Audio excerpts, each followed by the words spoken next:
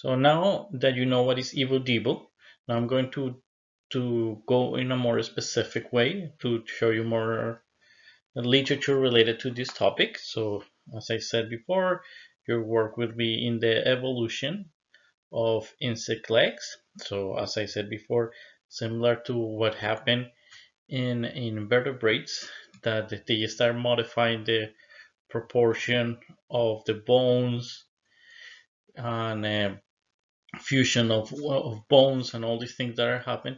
Something similar happen in insects, and they have different changes.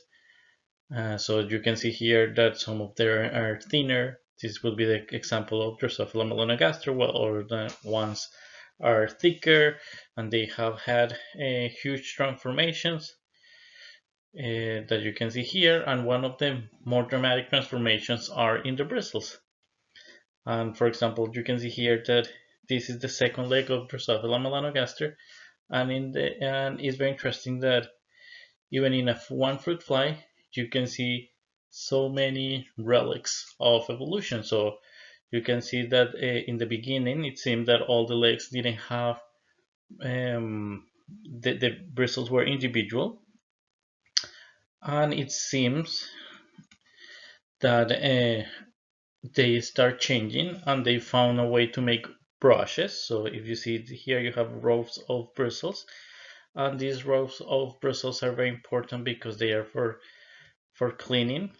So these in the third leg are used for cleaning the wings, and in the first leg of Drosophila, they also have brushes, and those brushes are used.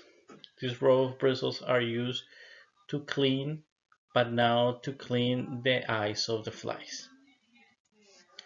And then there was during evolution there was a sexually dimorphic change.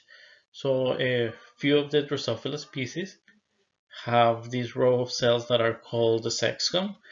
That this is not anymore for cleaning, this is for mating. And what is interesting is that it seems that these type of changes have take place multiple times during evolution.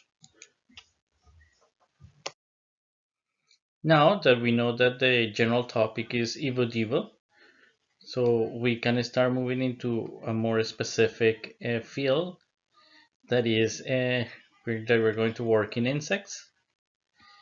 And as generally it happened, Drosophila will play a key role every time that we work with any insects to understand any aspects from cell biology to evolution. So I picked these three papers that you have to, some of them read in detail, some of them you have to just skim it, and if you have time you can give a quick look to this one.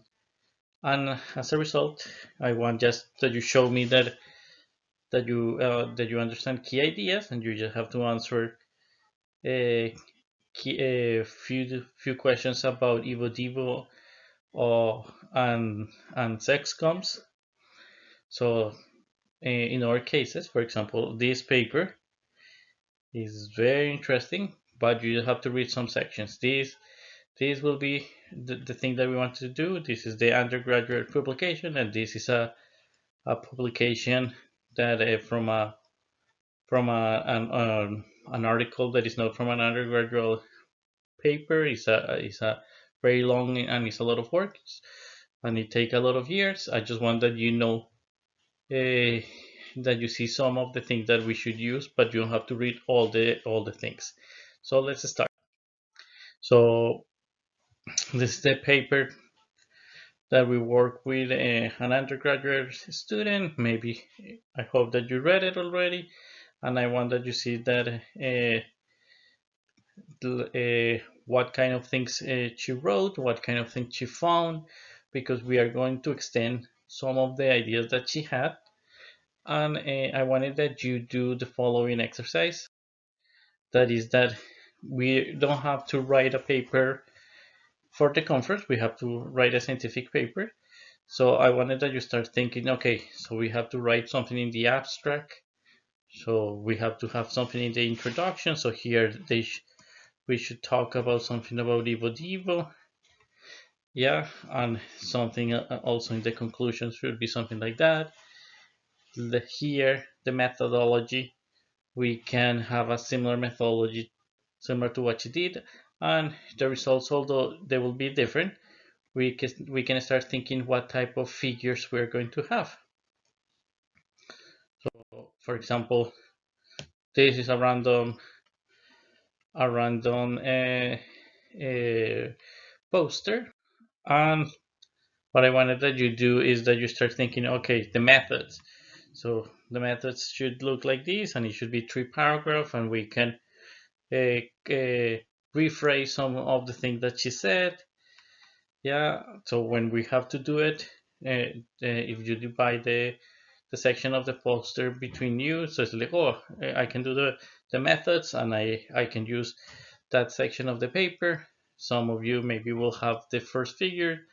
So here you can see how she was able to show her ideas, and she uh, how she showed what was the wild type here, the mutations, yeah, and the other Drosophila species, and how she was able to also show with schematics and again different mutation and other Drosophila species what she found.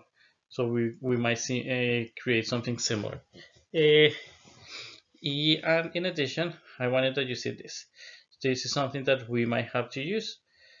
That we are going to study if mutations are able to phenocopy, are able to copy what happened during evolution, and so this can be very useful to study that. And I will talk more. If you read the paper, you will understand more about this, and also to propose a mechanism. This could be also in the conclusions. Maybe you will look better, but I just wanted that you have a general idea. Uh, this paper, although it was from an undergraduate, after many years of work, inspired this paper that he took more years of work, and she's also a co-author. And I hope that something's gonna happen with you. This is a paper that we expand what we did. So, for example, we discussed that something, and we use Drosophila melanogaster, and we study other Drosophila species. So here you can see the phenotypes. Here you can see the development. So although all of them, all this row of cells, all these sex combs are long and they seem to be vertical, they achieve that position in a different way. So, for example, some of them, they instead of rotating, they appear already vertical. So here they show how they appear vertical. This is another schematic showing the same thing. They appear vertical and they just get together. Yeah, so there is no rotation. In other species, they they rotate like similar to what Drosophila melanogaster does. So this is the example, the movie that you have seen, and you can see an example of here in Drosophila melanogaster they show here, and here they show in Drosophila melanogaster. So some of them don't rotate, and they just join the bristles with individual movement. Some of them rotate, and in other cases, if you see this one, you have two small combs that rotate simultaneously, and they form this phenotype. So this is something very interesting about sex combs, and you can find these kind of things here. And there is a lot of variation. There is a lot of variation, and we study what are the cellular bases of those changes. Yeah, the cellular basis of the evolution, and what aspects of evolution are determined by those cell behaviors. But we use, for example, if you remember, if a genetic revolution, uh, that in addition to use natural selection, we can also artificially select organisms. So we made sex combs that they were very small, and we made sex combs that they are very big. So we were trying to mimic what happened during evolution and see how long it takes. And this took only a year to be able to make the sex comb very small, like in some species, or very long, like in other species. Uh, Also, we were able to reproduce the evolution um, using mutations. So while in melanogaster there is no sex comb in the second tarsal segment, we can also have a second sex combs in a different ways. And anyway, the idea of this is to show you more about sex combs because that you know more, but because I will show you that when I went and collect other Drosophila species, you find some rows of cells that they seems to behave more like this. And if you study all Drosophila or not Drosophila species or insects, it seems that we don't know if is this the mechanism. Is this the mechanism? Is this the mechanism? How do we solve the question? How many times this happened? And I will show you some pictures to talk about that.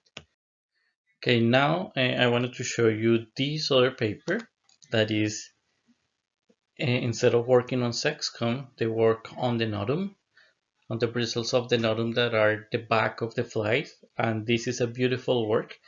And don't worry, you don't have to read everything, you don't have to understand everything, and if you have any question, let me know. So in the one thing that I want that you read is of course the summary. So you know okay, the title, the development and evolution of bristle patterns in Diptera. So um, try to see if you understand something from the summary. If you have any doubt, highlight it and I can go and explain it to you. Please read the introduction. I think is very useful, so you start getting located of what is a bristle, what are important. I remind you that insects have exoskeleton, so they don't have a skin like us, so they cannot feel with the skin. So how they solve the problem? They, for example, in Drosophila melanogaster, they have around 5,000 bristles, and those bristles are used for so many functions, from just sensing things to be involved in mating, be involved in cleaning, help for flying, help to navigate during flying, and there's so many functions. Here, I don't want that you can read this scheme.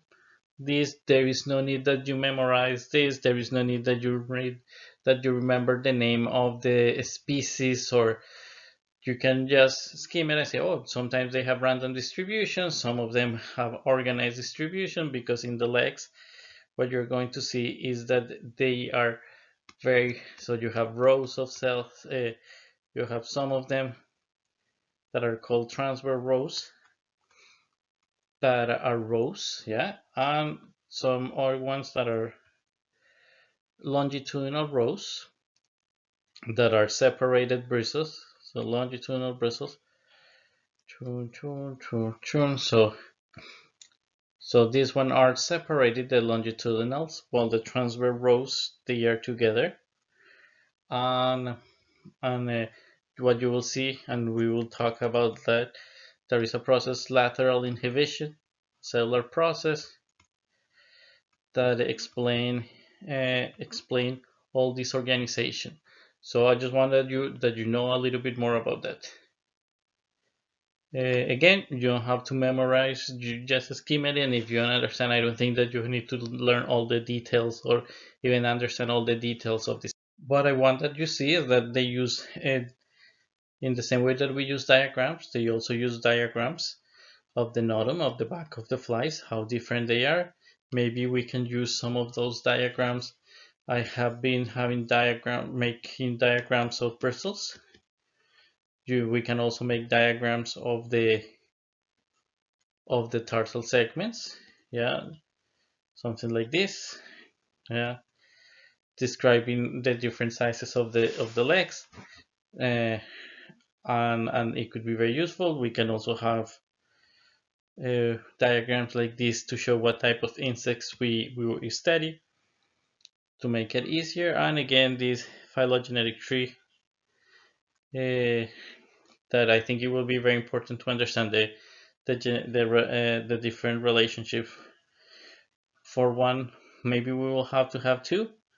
One that is for Drosophila species, and we can so with the data that I already collected that I will show you in the next class. You can work with that and we can have a phylogenetic tree like this. And with the data that Naomi collected, we have different insects. So we can have two because the Drosophila species will be all of them relatively close and the insects will be very far apart from each other. So maybe it will be easier to have two of these phylogenetic trees, but based on the results, we can decide. This section that talk about why did Brussels patterns evolve? I think this could be important for you to read. This also about the genetic mechanisms. So uh, these genes, just that you start knowing some of the genes, the here the name of this complex, genetic complex. Those genes are important, and yeah, here they are the name. So you start understanding more of this. You don't have to memorize all these things, just that you know a little bit about it. And finally, I wanted that you read this to start seeing some quantitative data. We have a lot of pictures, so we can do a quantification. We just have to know what kind of things we need to measure. So later, you have to look for papers that that you find that they could be interesting and that we can use. So, for example, here they measure the distance between rows versus the distance between bristles within a row. This is something that, if you remember, they're studying the notum. So I imagine that in the notum, maybe they have, depending on how they consider what is a row, they are comparing the distance here, and maybe what they are comparing the distance between rows. We can see, and you can read in more detail how they, which one is X and which one is Y. But definitely we can do something similar uh, in Drosophila in the legs, and we can see during evolution in the legs something similar. As I said to you, here we have transverse rows and we have other bristles. Here they also have density of bristles, and here we have the body size. In this case, the length of the notum. Here we just can replace it for a length of the tarsal segment. Mhm. And so just later I will show you more things, more information. The legs are divided in different sections.